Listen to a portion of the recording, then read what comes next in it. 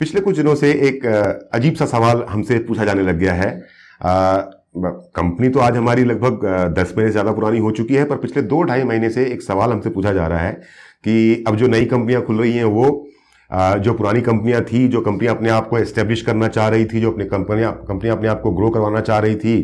वो कंपनियां भी अब या तो अपने प्लान को रूट प्योर के प्लान के साथ में कंपेयर कर रही हैं या फिर रूट प्योर के जैसा ही प्लान कॉपी करके मार्केट में लेकर के आ रही हैं। जब लोग मुझसे सवाल पूछते हैं तो मैं बोलता हूं बिल्कुल सही है,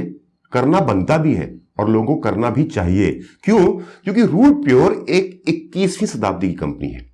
रूट प्योर के मैनेजमेंट का माइंडसेट 21st सेंचुरी का है। Root pure company 21st century के अनुसार बनी है और आपको मालूम है कि रूट प्योर एक बुलेट ट्रेन के साथ में है। हिंदुस्तान में अभी कुछ बहुत जल्द 1-2 साल 3 साल के अंदर में बुलेट ट्रेन की शुरुआत होने वाली है। अब मैं आपसे एक सवाल पूछता हूं, 21वीं शताब्दी में अगर कोई कंपनी बनती है, 21वीं शताब्दी में अगर कोई मार्केट में कंपटीशन करना चाहता है और अगर वो एक बेंचमार्क सेट करता है, राइट, कि कम से कम इतना तो होना ही चाहिए या इसको हराना है या इसके ऊपर जाना है, तो वो जो बेंचमार्क सेट करेगा, कोई भी नया व्यक्ति जो नई डायरेक्ट सेलिंग कंपनी की शुरुआत करेगा या कोई भी पुरानी कंपनी जो अपने आप को सफलता के शिखर पे लेके जाना चाहता है, वो बेंचमार्क सेट करेगा जो ट्रेन हिंदुस्तान में 1980 में, 1990 में, 2000 में, 2010 में चला करती थी उसके हिसाब से, या 21वीं शताब्दी में जो बुलेट ट्रेन आ रही है, आपको बेंचमार्क उसके हिसाब से सेट करना पड़ेगा। ऑब्वियस सी बात है।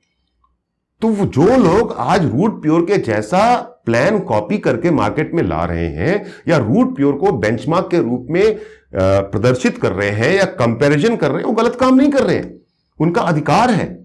क्योंकि रूट प्योर आज की तारीख में सबसे तेजी से आगे बढ़ने वाली कंपनी है, 21st सेंचुरी के माइंडसेट के हिसाब से कंपनी है,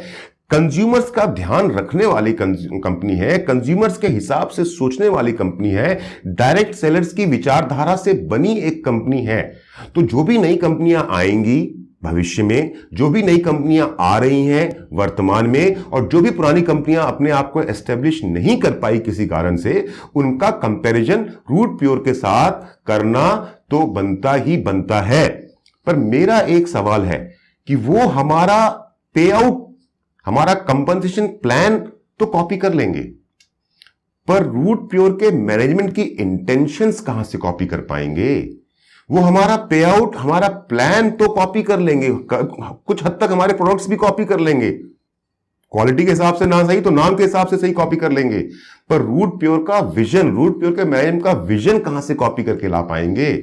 वो हमारा सब कुछ कॉपी कर सकते हैं, पर रूट प्योर का जो मिशन है कि हमें डायरेक्ट सेलिंग की अवधारणा को ही बदल देना है, वो मिशन कहां से कॉपी कर पाएंगे?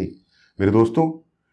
लोग हमें डुप्लीकेट करने की कोशिश कर रहे हैं, लोग हमारे जैसा बनने की कोशिश कर रहे हैं, लोग हमारे जैसा प्लान लाने की कोशिश कर रहे हैं, और ये उनका अधिकार है, ये उनका हक है, क्योंकि भारत एक स्वतंत्र देश है। यहां पे हर व्यक्ति को अधिकार है अपनी बातें लोगों के सामने रखने का। पर मैं एक बात जानता हूं,